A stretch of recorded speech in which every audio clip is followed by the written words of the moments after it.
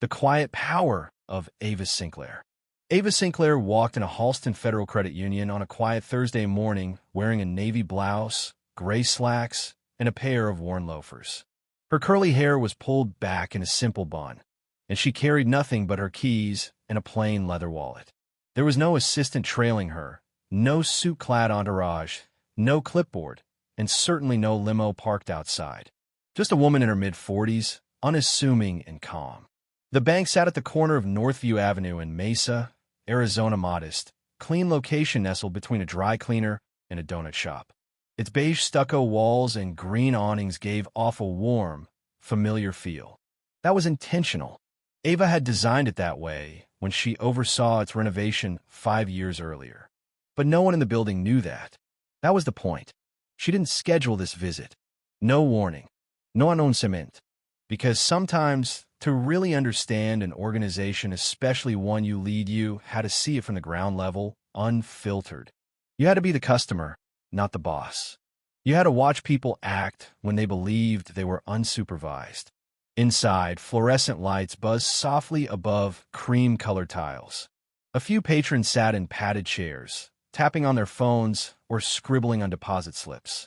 The room smelled faintly of copier toner and coffee from a distant break room. Ava waited quietly behind a man in a neon orange landscaping company shirt. He was laughing with the teller, and their ease told her this was a place people came to often. That made her hopeful. When her turn came, she approached the counter with a soft, practiced smile. "Good morning," she said, placing her wallet gently on the counter. "I'd like to make a withdrawal from my personal account." The teller, a young woman named Leah, judging by her name tag, nodded. "Sure. I'll need your ID and account number, please." Ava handed them over without hesitation. Leah scanned the ID, then paused slightly. But before she could say anything, a man stepped out from the glass-walled office behind her. He was tall and lanky, maybe in his early 50s, with graying hair and a maroon tie pulled tight against a wrinkled shirt collar. His name tag read Thomas Redford, branch manager. He walked over with a smile that didn't quite reach his eyes. "I'm sorry, miss," Thomas said, interrupting. "We can't process that withdrawal today." Ava blinked, puzzled. "I don't understand. Is there an issue with my account?" Thomas chuckled dryly, shaking his head. "Let's just say we've had some incidents. People pretending to be account holders, trying to make large withdrawals. You know how it is." "I assure you," Ava said evenly, "I can provide additional verification if needed."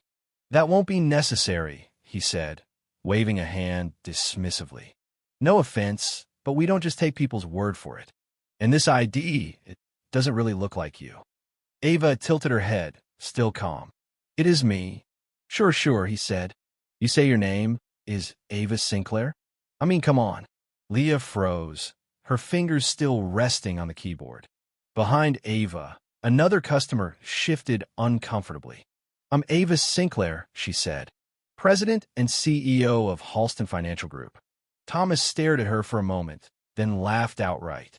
"Ma'am, if you're the CEO, then I'm the King of England." Ava didn't laugh.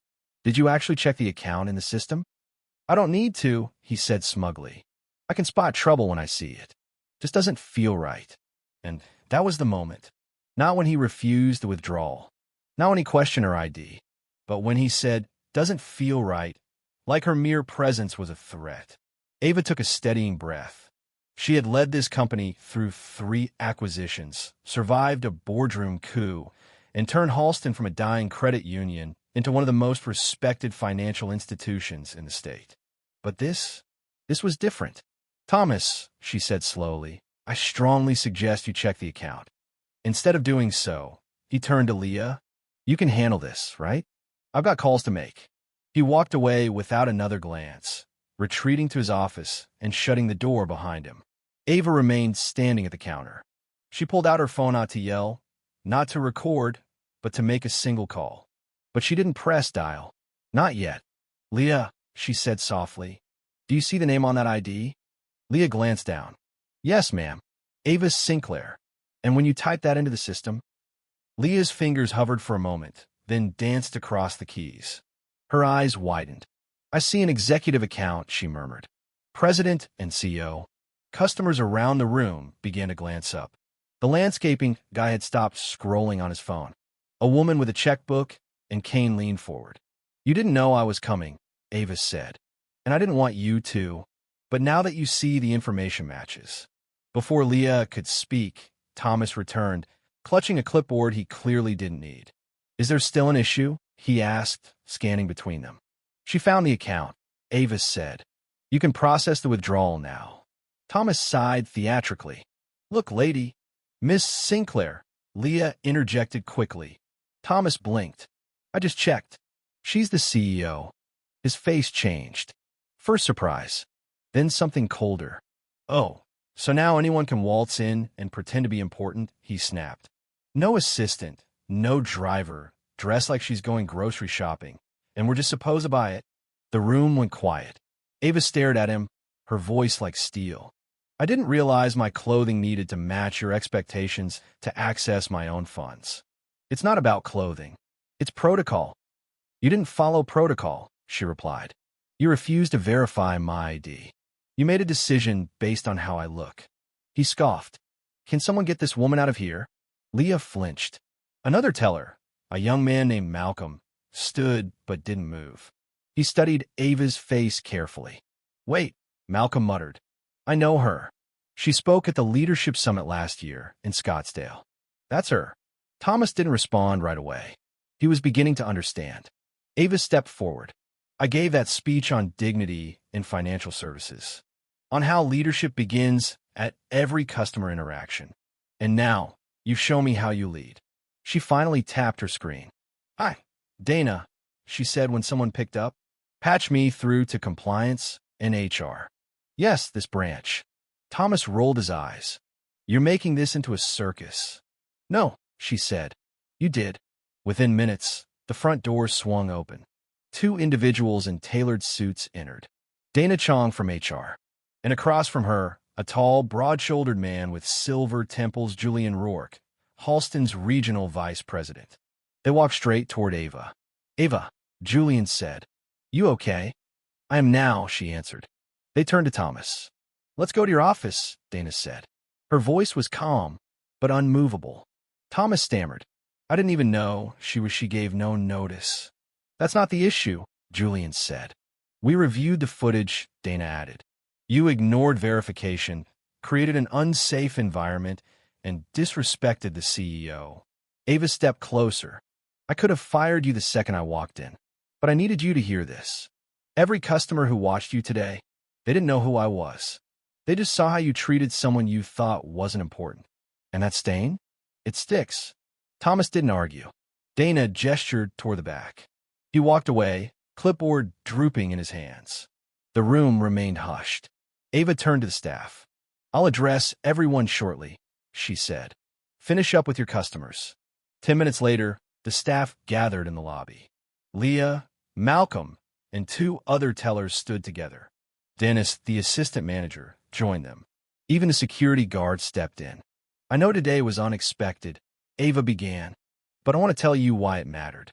She spoke clearly, never raising her voice. "I started as an intern in this company. No one looked twice at me. I learned early some people offer respect only when they think you've earned it. Others? Only if you look like you've earned it." She looked at Leah. "You trusted your system. That matters. But it matters even more how you responded when something didn't make sense." Leah looked down. "I was scared I'd get in trouble." "You won't," Ava said. "Not for standing up." Malcolm added, "I recognized you, but I didn't speak fast enough." I froze. "You're speaking now," Ava said. Dennis stepped forward. "Some of us felt something was off, but we didn't know how to step in without crossing a line." "That hesitation," Ava said, "that's what stops change." She looked around the room, now truly seeing her people. "There will be training in client respect and internal accountability. I'll be there, because if we can't protect each other in here, we have no business claiming trust out there." Later, she sat alone in the break room, staring at her phone. If she'd walked in with a title tag or executive presence, none of this would have happened. She remembered a letter from months ago, a woman in Flagstaff, dismissed and humiliated over a check. The manager had followed protocol, but Ava had felt something was off. Today, she didn't need to guess. She had proof. Julian entered quietly. You okay? Yes. I've never seen you fire someone in public. Because I needed them to see what accountability looks like. He nodded. Some upstairs may say you made it personal. It was, Ava replied. And that's exactly why it mattered. Before she left, she made one last announcement over the intercom. Nothing formal, just her voice. This is Ava Sinclair. Thank you for your professionalism today. I'll be in the lobby for a few minutes if anyone wants to talk. They gathered again informally, silently. She stood in the center. Today could have been something we brushed off, but we won't, because it mattered. She scanned their faces. Honest, human. I came in as a stranger to see how strangers were treated. What I got was the truth. Some froze. Some hesitated. But now you've seen what silence allows and what speaking up can change. A small pause. I'll be visiting other branches not to test, but to listen. And yes, sometimes I'll dress just like this. Soft laughter rippled. And if you ever find yourself unsure, ask one thing: would I treat this person the same if I knew they could walk into a boardroom tomorrow and decide my future? If the answer is no, then it's not the right way to treat anyone. Quiet nods. Real understanding. She picked up her bag and headed for the door. No aplos. No entourafe. Just a woman reminding them that real leadership isn't about being seen, it's about seeing. And doing the right thing when no one's watching.